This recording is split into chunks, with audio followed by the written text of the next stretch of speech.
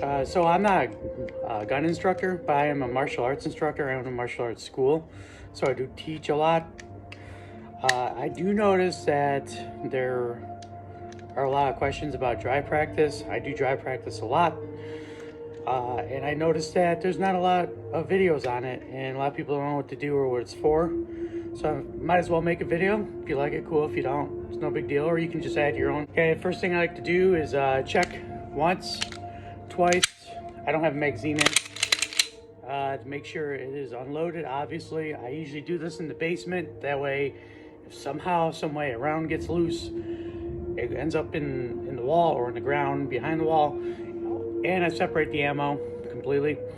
So the first thing I do is I line up the sights, and I try to get the perfect spot on my finger, and I just like the perfect grip. Oh, see, there's a little jerk there.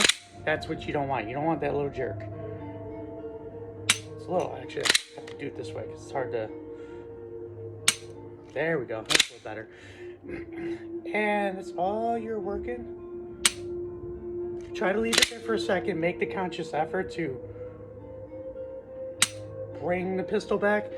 That way, when you're actually firing, you don't bring it back automatically. I was doing that for a while. Also, record yourself. A lot of the greatest martial artists record themselves, so you can learn a lot. Also, a lot of greatest martial artists do basics. The cool stuff's cool, but your basics are your foundation. If your house has a crap foundation, as we all know, your walls will fall apart. So, I should probably hold it out a little bit longer. See, that one jerked.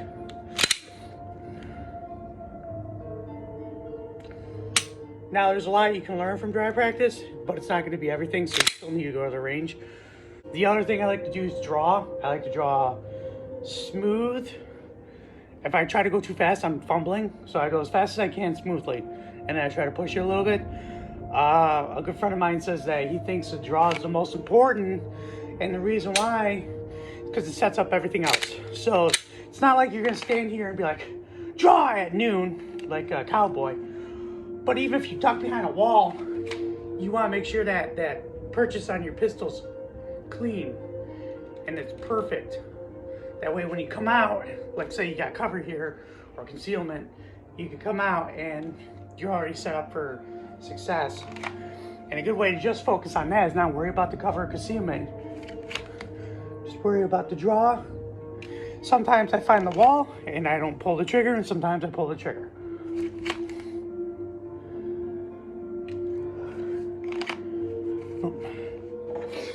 Orange snap caps. So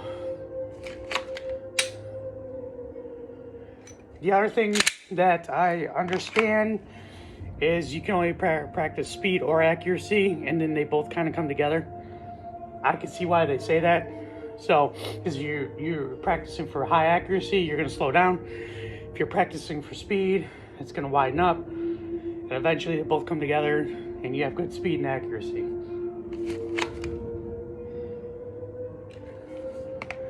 I always like to step forward. Oh, see, that was a bad draw. Mongoloid. Mulligan. That's what. Mulligan.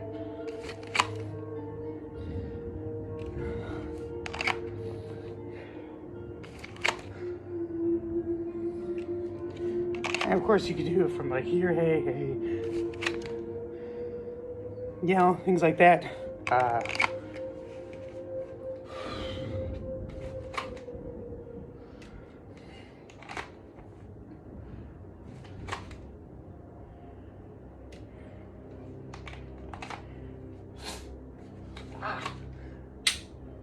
we go.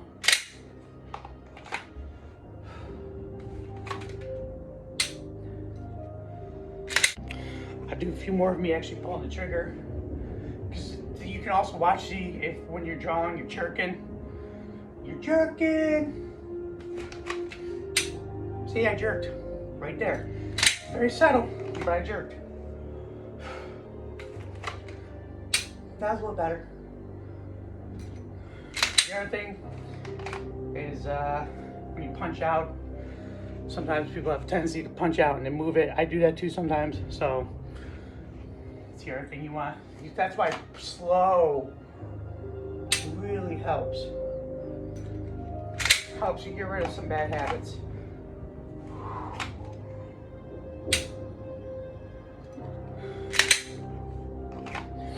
It's like quick versus fast. I can fast and be like that. That was fast, but it was not efficient. Quick is mechanically, I might not have been moving faster, but I got my sights on target quicker. Then the other thing I like to work is reloads. I start with the slide back. That way, I'm not confused with my reloads. I know it sounds weird, but when your slide's like this, your reload's probably gonna be like that. I know some people do the same reload for both, that's cool, but I like to practice with my slide back. That way I can do the slide release. I know a lot of people hit the finger or do this. I actually do both. Whatever works for you, who cares? But I hear, I'm like, oh shoot, I need to reload. Boom, like that. Then practice my tack reload. I just do that. And then, so I'm here. I see that the slide's locked back. I look to see it's empty. Go here. Just like that. Again, this is just what some random person does. Who am I? I'm nobody. That's okay. Sometimes nobody can teach you something good. Shit. Also helps you with learning how that dead trigger feels. Right?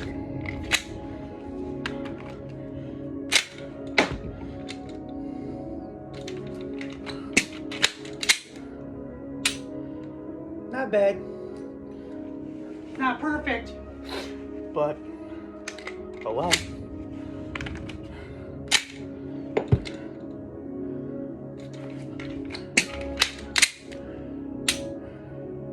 That's the art dry practice thing I practice. I'm not really going to show you too many techniques just because, I don't know, you kind of do what you're going to do. Everybody has their own thing. The only thing I think is having the slide lock back, because this is going to be the motion you want to do, right? If you don't have the slide lock back, because I see, and I used to do this too, when I would do a reload, I would do this. I'd go here, I could just pretend the slide's locked back, but I'm actively seeing that the slide's not locked back, if that makes sense. So, I don't know, I just try to practice a little bit more like how things are gonna go. And the unfortunate thing is, though I think reloads aren't that important, they're the funnest thing to practice, unfortunately. I think the more important thing to practice, quite literally, is the draw. So, my 2 cents. Some people ask what I did for dry practice. I answer. Again, I'm not an expert. It's just what I do. I overanalyze stuff too, so keep that in mind.